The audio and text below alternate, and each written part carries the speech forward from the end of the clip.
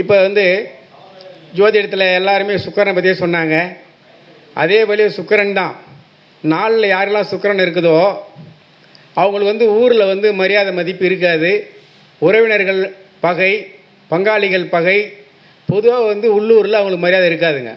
ஆனால் வெளியூரில் எங்கு சென்றாலும் அவங்களுக்கு சென்ற இடமெல்லாம் சிறப்பு, மாலை மரியாதை எல்லாமே உண்டுங்க. நாளில் சுக்கிரன் இருந்தால்.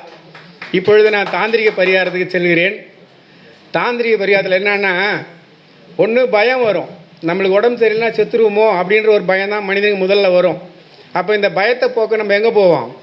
திருக்கடையூர் போவோம். அதாவது நாகை மாவட்டத்தில் இருக்கின்ற திருக்கடையீஸ்வரர், அந்த யமனை எட்டி உதைத்த இடம் சொல்லுவாங்க, இல்லை யமனுக்கே பாடம் புகட்ட இடம் சொல்லுவாங்க.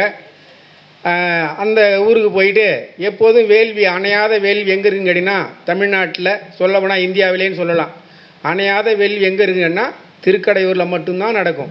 அதுக்கு ராகுலம், யமகண்டம், அஷ்டமி திதி, கர்ம நாள், எந்த நாளும் அதுக்கு எந்த நட்சத்திரம்னு ஒரு தடையே இல்லாத நாள்.